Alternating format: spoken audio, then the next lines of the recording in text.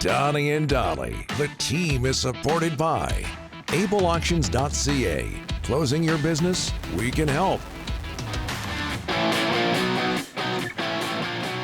It is Wednesday. All of our guests today brought to you by our friends, our title sponsor, Able Auctions, ableauctions.ca. Just before we get to John Shannon, Chuck in Vancouver, if you think fans running into the field is a new problem, check out Chris Chablis running the bases after his pennant-winning homer in '76. He couldn't even get around the bases. We thank you for that, Chuck. Hank Aaron.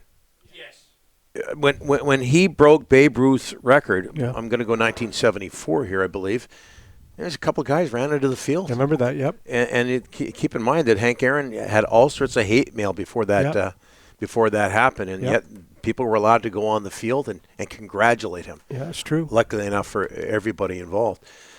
Joined now by John. He'll remember this. John Shannon, hockey analyst, a hockey storyteller. John, thanks for doing this, sir. How are you? I'm great, boys. I'm just, I'm happy that Ryan got the chicken in on time for dinner. That's all. Hey, and you know what? Our Delaney's OK Tire and Langley inbox, he's not the only one who's faced this predicament. The inbox is full of people with examples of the same sort of thing. Yeah, you're right. That's a really good point. By the way, I'm amazed at the poll numbers that say Lankinen's the MVP of the season and not Quinn Hughes. Yeah. Well, the people who don't pick Lankinen pick Hughes. Yeah. I mean, do you take Hughes out of the lineup? I'm a Hughes guy. Nothing against Lankinen, but you're bang on, John. We got John? All right. Yeah, I'm here. Okay, you're sorry. I was just waiting for Rick to bring up Boogie Nights again. So. Yeah. No, he brought up Boogie Nights. I thought he made a great point there, and then you didn't build on it. But you made a great point, and there was nothing more to say. It was so good.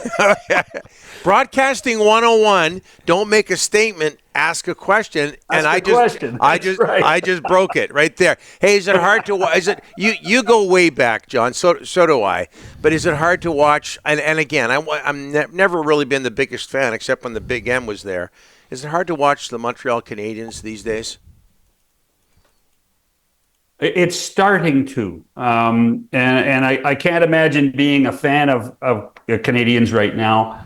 And I think you have to give the fans of the hockey clubs so much credit for being this patient. You know, when Jeff Gorton showed up to do the rebuild and Kent Hughes showed up and Marty St. Louis showed up, there was a real belief that this was going to take a while. And now it's at the point where do you see light at the end of the tunnel? Particularly, and we put it in terms of what's happened in Vancouver over a similar period of time. The Canucks have gone from a pretender to a contender rather quickly.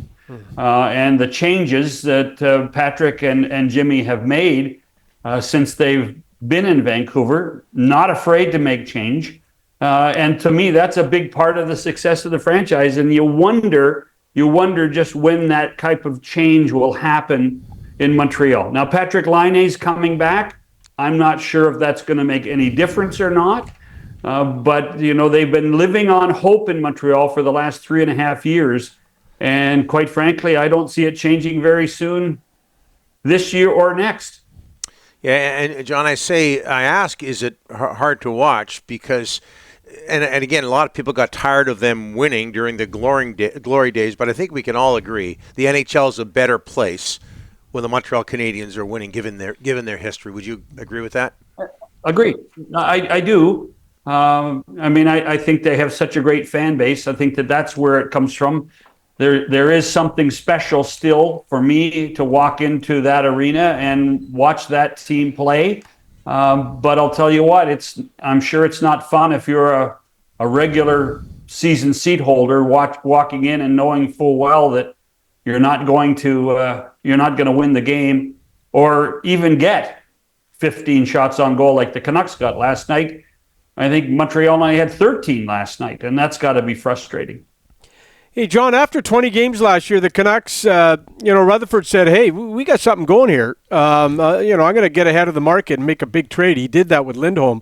The Canucks are only 2 points behind that 20 game pace last year.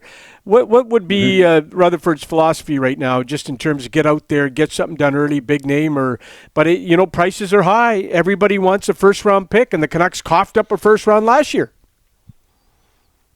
Well, I think the probable answer to that, Rick, is get healthy. Yeah. Get JT Miller back in the lineup. And then find a way that the changes that they did make in the summer get in sync. I heard you guys talk about, the challenge of winning at home. It's fascinating that Jake DeBrusk hasn't scored at home. Danton Heinen, I think, has been a good addition, but Danton Heinen, the chemistry takes more than 20 games for any group of guys. And I think that they have made enough change. They have made enough improvement. And when you consider right now no Miller, no Demko, and a couple of their big stars are battered and bruised, that it probably makes more sense at this point this year to be patient and let this team work through the issues that it has. It must be frustrating for Rick Tocchet and the staff, to go into Boston, only get 15 shots on goal, still win the game. But the one thing that is missing right now in Vancouver is finish. And where will that finish come from? How do they get more goals out of a team that scored a lot of goals last year? Rangers are 10th overall in the NHL standings, and the word is they want a major shakeup. What are you if you're 20th or 21st or 25th or 27th? But they want a major shakeup. Is that the owner there saying that 10th overall isn't good enough? What's happening in New York? No, I don't think. Although Jim Dolan is a very active owner, let's be honest. Yes, he is. I think there's some frustration in the market within the organization and within the fan base, because I think we all gave the Metropolitan Division to the Rangers. Yep. We all thought they'd be better than this. But they're behind teams. They're not supposed to be fourth in the division. They're not supposed to be in this situation. And on top of that, to compound it, they've got a goaltender that now they've got to start wondering what to do with the Shesterkin situation. How do you sign him? What do you sign him to? Yep. Or do you risk something to let him to go to July 1st? So I think there's compounding issues there. But, they're supposed to be better than Washington. They're not. They were supposed to be better than Carolina. And they're not. And so that, to me, is the biggest frustration. It was supposed to be the Rangers and the Devils. That was supposed to be the top of the heap. And the Rangers aren't the top of the heap. And I think that's very frustrating for Chris Drury. The one thing I would say about all the stories coming out of New York, yep, the one place they're not from is Chris Drury. Yeah. Chris Drury is like Steve Yzerman. He keeps everything pretty close to the vest. So where the stories are coming from is another issue I think that the organization would be looking at. John, before we let you go, how do you explain the Leafs' success, 7-1, and its return is imminent without Austin Matthews? Well, great goaltending. It's funny. They have two goaltenders right now in Stolarz and Wall that are making less than $4 million total. That's a pretty good equation. That allows you to be a little more flexible on other things. They're getting much better team defense. Oliver Ekman-Larsson has been really good. Morgan Riley's played better because Ekman-Larsson's allowed him to play better. So from a defensive perspective, they played much better.